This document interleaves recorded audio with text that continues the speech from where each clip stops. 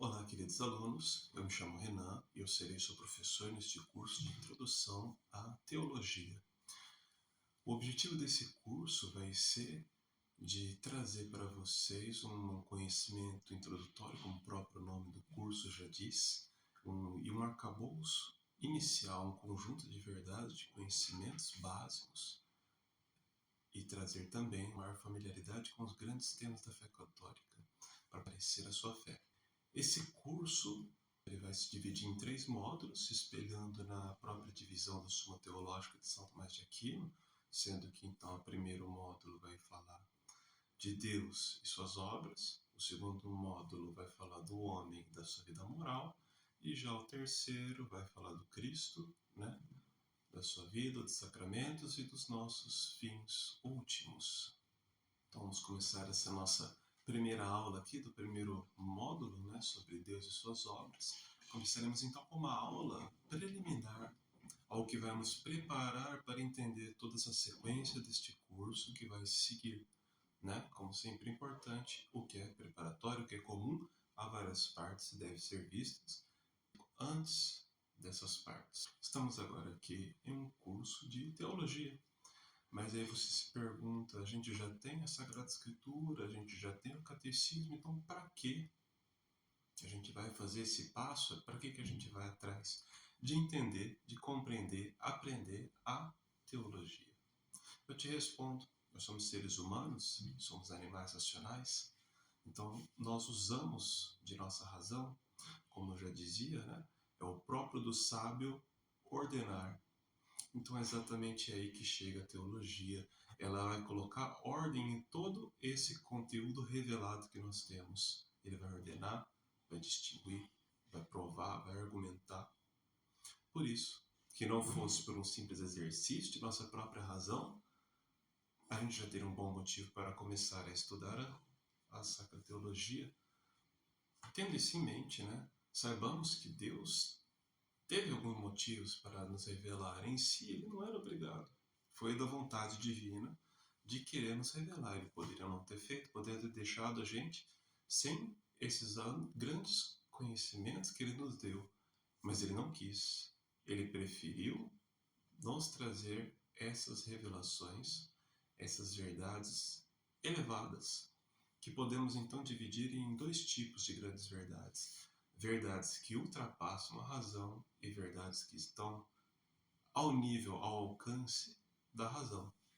Essas verdades, então, que ultrapassam a razão, é aquelas que tocam a própria vida divina, por exemplo, a Trindade, ou as obras de Deus, por exemplo, a criação. Sabemos que Deus criou, ok? Já essas outras verdades que estão ao alcance da razão, ele também nos revelou. Ele precisava?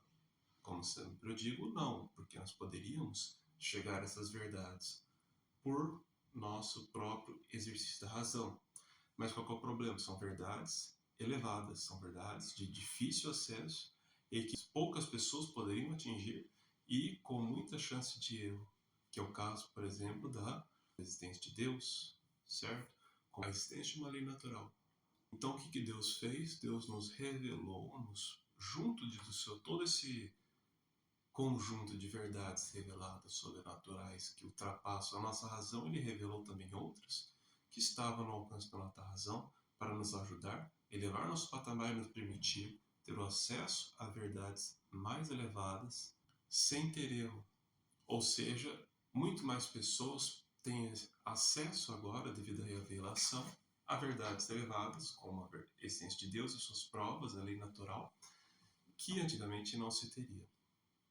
Seria algo, um lote próprio dos grandes filósofos ou de pessoas que teriam uma quantidade de dinheiro suficiente para viver apenas disso. Então agora que já sabemos que vale a pena aprender teologia e o que é a revelação, vamos então esclarecer o que não é a teologia e o que é a teologia. Primeiramente, a teologia não é exegese. Exegese vai ser um estudo próprio ligado com a Sagrada Escritura, ligado com o gênero literário, com línguas antigas, línguas mortas, dependendo das versões, né, da Sagrada Escritura. Liga também com o estudo do contexto histórico. Isso não é teologia, isso é exegese. A teologia, ela vai chegar integrando, talvez, os trabalhos da exegese, certo? Para nos permitir uma melhor compreensão da revelação que vai ser utilizada na teologia. Ela também não é apologética, porque a apologética ela vai ter aquele papel de defesa. Ela vai dar credibilidade. Ela vai, por exemplo, provar que o Cristo é Deus, que é razoável pensar que a igreja é a certa, que Cristo é um personagem histórico. Tudo isso daqui, junto com outras credibilidades ligadas à fé, como os milagres, profecias, historicidades, ela vai ser um preâmbulo, ok? Ela vai dar credibilidade. Já a teologia, ela começa quando a fé é acolhida e passa a ordenar o conteúdo revelado. A teologia também não é a filosofia. A filosofia, ela opera à luz da razão natural. É a nossa inteligência que trabalha sobretudo, ok? Usando os princípios da filosofia, do conhecimento que nós podemos atingir por conta de nós mesmos. Já a teologia, ela trabalha na luz da revelação.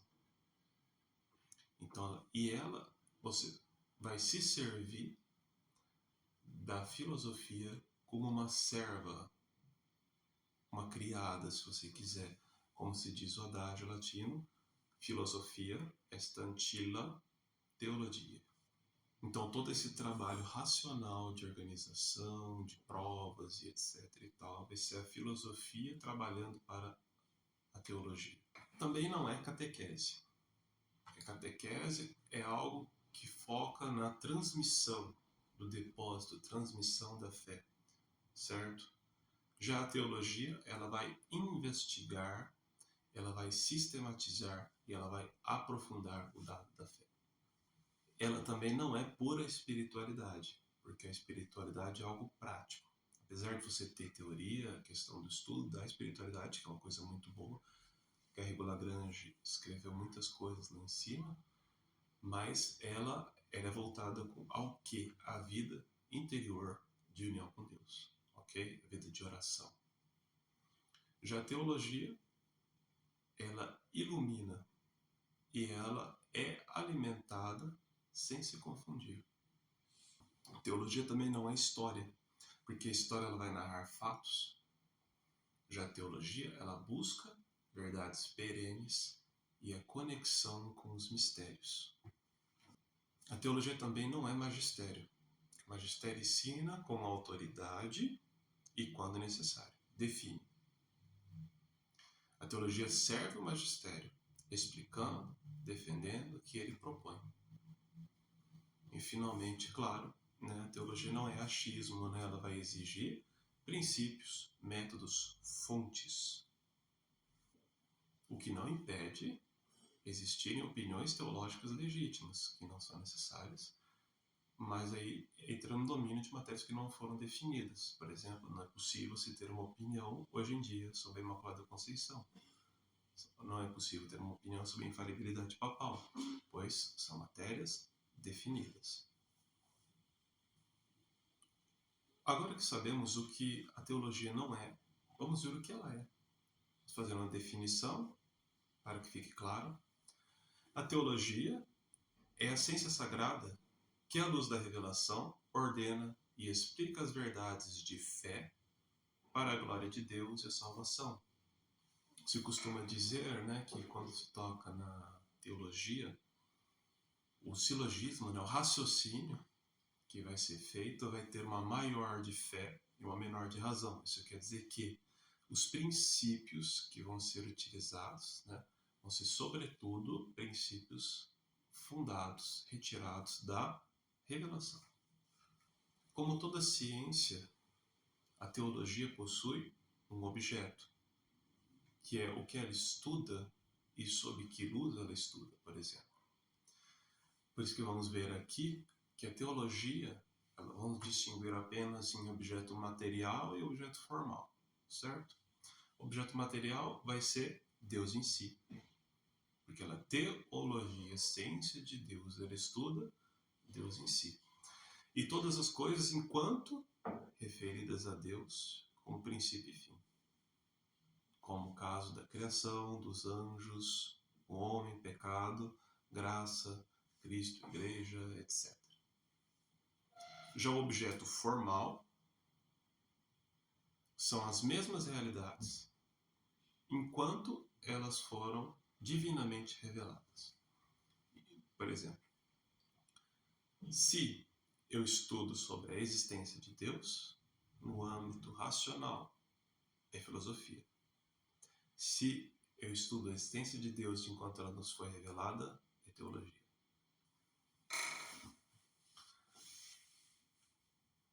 Agora que já vimos o que e sobre que luz, né, a teologia estuda, o seu objeto, né, estuda a revelação, vamos ver então como que conhecemos, né?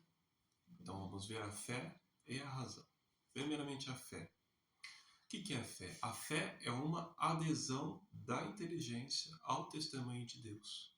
Adesão da inteligência ao testemunho de Deus é um dom, tá? A fé teologal é uma graça que a gente recebe e não é merecida. Por isso o grande problema de quem perde a fé, né? Porque a fé não é eles que podem encontrar por ele mesmo, mas é recebida de Deus. A razão não concorre com a fé. Muito pelo contrário, ela serve a fé. Como a gente disse, é antila teologia, né? Ela serve a fé. Ou seja, como é que ela serve? Ordenando, distinguindo, mostrando conveniências, defendendo, etc. Para se ter uma visão mais clara do que é fé aqui, nós acabamos de definir o que é fé teologal. Mas eu acho que vale a pena que vejamos também, rapidamente, o que é a fé nas suas duas formas possíveis, né? Os dois tipos, né, de fé. Temos então a fé natural, que é um assentimento a um testemunho humano. Isso aqui é a base de muitas realidades que temos na vida social hoje em dia. Por exemplo, a confiança, né? O assentimento ao testemunho de peritos, à experiência dos outros, ao que os historiadores disseram, ao testemunho, né, do que os historiadores trouxeram como prova. Ok? Eu tenho um assentimento racional ao que foi dito. Certo? Por quê? Porque são credíveis. Tanto a pessoa é credível, tanto o que ele trouxe, o que ele avançou, né, o que ele nos mostrou é credível. Certo? Então são verdades contingentes. E temos a fé sobrenatural, que é uma virtude infusa por Deus, uma virtude teologal, né, que nos faz aderir às verdades reveladas, porque Deus as revelou. Outro ponto aqui, né, para esclarecer a diferença da própria teologia com demais ciências, penso que vale, né, ressaltar que qual tipo de argumento vale mais, não é? Por exemplo, na filosofia. Filosofia que é um exercício da razão, certo?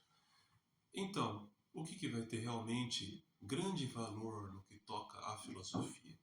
Vai ser o que alguém disse? Ou vai ser o que foi dito? Exatamente, é o que foi dito. A razão que for mais necessária, que for mais provável, vai necessariamente ganhar, porque estamos no domínio da filosofia. Já na teologia, nós temos um ponto que, de fato, devido a quem revelou, que é Deus, que não pode mentir, que é onipotente, onisciente, certo? Isso é uma verdade. Ele que nos trouxe essas verdades. Então, a credibilidade dele é gigantesca. É a maior que tem. Logo, os argumentos de autoridade, baseados na autoridade divina, são os mais fortes no que toca à teologia. Podemos até colocar uma certa hierarquia de força de argumentos, né? Não é exaustivo, mas que dá para ter uma noção bem clara já. Por exemplo, em primeiro a escritura e a tradição.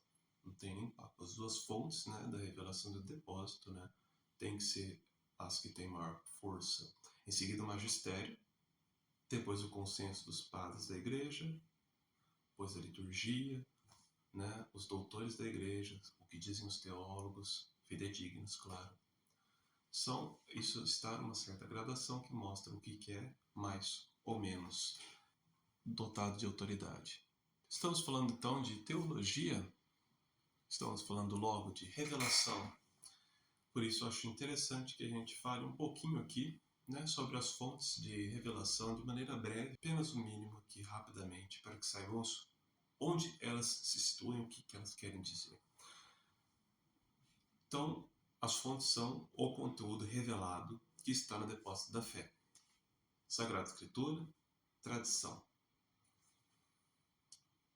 O que o magistério tem a ver com isso? O magistério, ele é o intérprete autêntico da tradição e da escritura, ok? Autêntico porque foram eles que receberam essa missão de ensinar, de interpretar. Ou seja, eles não inventam nova revelação, eles apenas interpretam, ok? De maneira dotada de autoridade. Então, guarda, explicita, propõe fielmente o mesmo depósito ao longo do tempo, o mesmo, certo? Como diziam, né? Eodem sensu, eodem sententia. No que toca à Sagrada Escritura, né, basta a gente saber rapidamente aqui que são livros inspirados por Deus, né, mais precisamente pelo Espírito Santo, que são dotados de inerrância no que toca à nossa salvação. A tradição, ela é a transmissão apostólica do mesmo Evangelho, ou seja, da Boa Nova, pelo ensino apostólico, liturgia, padres da igreja, santos, ok?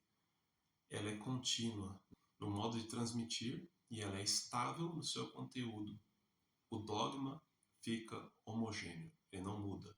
A revelação é estática.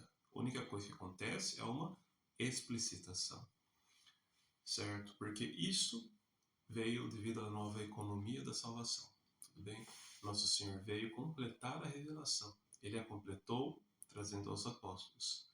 Desde então, não se tem mais nenhuma revelação, apenas explicitação do conteúdo da revelação.